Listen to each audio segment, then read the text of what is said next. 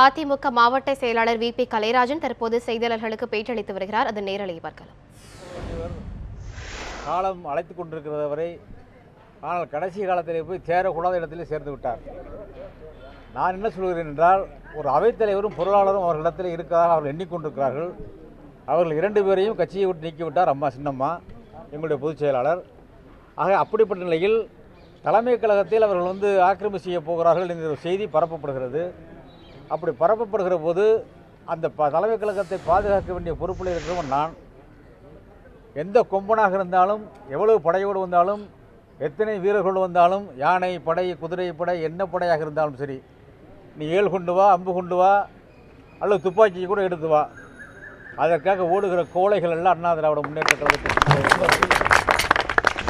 அந்த அடிப்படையில் தான் ஓ பன்னீர்செல்வம் அவர்களை அண்ணன் என்று அழைப்பவன் நான். அவரிடத்திலிருந்து பெரிய உதவிகளை நான் பெற்றவன் இல்லை. யாரிடத்திலும் கெஞ்சியவனும் இல்லை, இவனுக்கும் வஞ்சியவனும் இல்லை. அந்த ஒருவேளை அவரிடத்தில் எனக்கு பெரிய உதவிகளுக்கு பெற்றிருந்தால் கூட நான் யோசித்திருக்கலாம். அப்படி எவனிடத்திலும் நான் பெற்றவன் இல்லை. அந்த அடிப்படையில் சொல்கிறேன், எங்கள் மாவட்டத்திற்கு ஓ பன்னீர்செல்வம் அவர்களோ அவர் பாட்டு தெருவில் போனால் அவரை நான் சீன்றதுக்கு வேலையே கிடையாது. என்னை தொட்டால் நான் தொடுவேன், என்னை டச் பண்ணால் நான் டச் பண்ணுவேன். எனக்கு ஒரு கண்ணை நீ ஒரு கண்ணத்தில் அடித்தா நான் மறு கண்ணத்தை காமிக்கிற ஏசுநாதர் சொன்ன மாதிரி நான் ஆள் இல்லை. ஒரு கண்ணத்தில் அடித்தா மறு கண்ணத்திலையும் அடிப்பேன். எங்களுடைய கைகள் வணங்குவதற்கும் பயன்படும். அம்மா கற்றுக் கொடுத்துருக்கார்கள், பெரியவர்கள் கண்டால் வணங்க வேண்டும் என்று சொல்லியிருக்கிறார்கள்.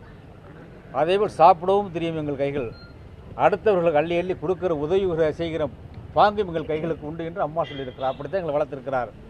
அதற்காக நீங்கள் அடித்தால் வாங்கி கொண்டு போகிற கைகள் எங்கள் கைகள் இல்லை, திருப்பி அடிக்கக்கூடிய கைகள் எங்கள் கைகள் என்பதை சொல்வதற்காகத்தான் அந்த வார்த்தையை நான் பயன்படுத்தினேன். மற்றபடி அந்த தலைமை கழகத்தை சீண்டுவதற்கோ, இங்கே போயஸ் கடனை கைப்பற்றி விடலாம், சின்னம்மா மீது ஒரு பழியை போட்டு விடலாம், அந்த குடும்பத்தை அங்கிருந்து எடுத்து விடலாம், அங்கே இருக்கிறவர்களை ஊழியர்களை வெளியேற்றி விடலாம் என்றெல்லாம் செய்தியை பரப்புகிறார்கள். அப்படி நிலை வந்தால் களத்தில் நின்று மோதி களப்பலி ஆனாலும் ஆவணை ஒழிய தலைமை கழகத்தையும் ஓஎஸ் கார்டனையும் அடுத்தவர்கள் வீட்டு செல்வதற்கு நான் நிச்சயமாக இடம் கொடுக்க மாட்டேன். அதற்காக நான் உயிரை விடவும் தயங்க மாட்டேன். அப்படி உயிரை விடுகிற போது எதிரின் உயிரை வாங்கவும் தயங்க மாட்டேன். அவ்வளவுதான்.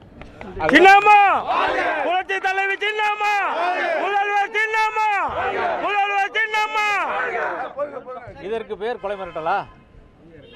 இதற்கு பேர் கொலை மிரட்டலா சொல்லுங்க? நீங்க நான் பாட்டுக்கு போயிட்டு இருக்கேன், என்னை அடிச்சா வாங்கிட்டு போக சொல்றீங்களா? அதான்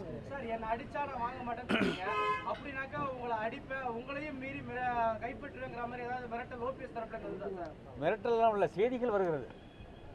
மதுசூதன முடியாத காலத்தில் அங்கே போயிருக்காரு. அவர் திசை மாதிரி போயிட்டார். அவர் தெரியாம அவர் போயிட்டாருன்னே பெரிய ஒரு கூட்டணியாக அவங்க சேர்ந்துட்டாங்க. அவைத்தலைவரும் பொருளாளர் இருக்கிறதா அவர் நினைச்சிட்டு இருக்காங்க.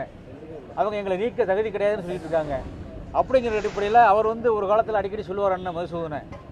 அவர் நேற்று பேட்டி கொடுத்துருக்காரு, ரொம்ப ஜோக்காக பேட்டி கொடுத்துருக்காரு. அதிமுக ரவுடிகள் கையில் போய்விட்டதுன்னு. மதுசூதனுக்கு என்ன பேரு?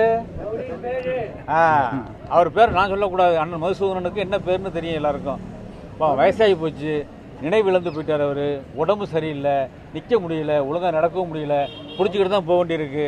அவரை தள்ளி கொண்டு எதுக்கோ விலை போயிட்டார். அவர் கடைசி காலத்தில் விலை போயிட்டார். அவர் யார் அழைச்சிட்டு போனாங்கிறது எனக்கு தெரியும்.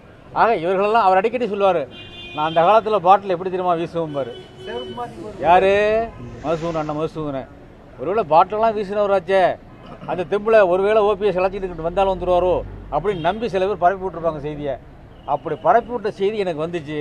மாவட்ட செயலர் அடிப்படையில் அது வந்த செய்தி ரூமரா உண்மையான செய்தியா என்றெல்லாம் பார்ப்பதற்கு நான் ஆளு கிடையாது. எதிரிகள் படை தயாராக வருகிறது என்று சொன்னால் எதிர்க்கக்கூடியவன் தான். ஒரு சாதாரண புழுவாக இருந்தால் கூட கடைசி வரையில் போராட்டிட்டு தான் சாவும். அது மாதிரி ஒரு சாதாரண தொண்டனாக இருக்கிற நான் கடைசி வரை எங்கள் இயக்கத்தை காப்பாற்றுவதற்காக உயிரை விடவும் தயங்க மாட்டேன். எதிரினுடைய உயிரை வாங்கவும் அச்சப்பட மாட்டேன்.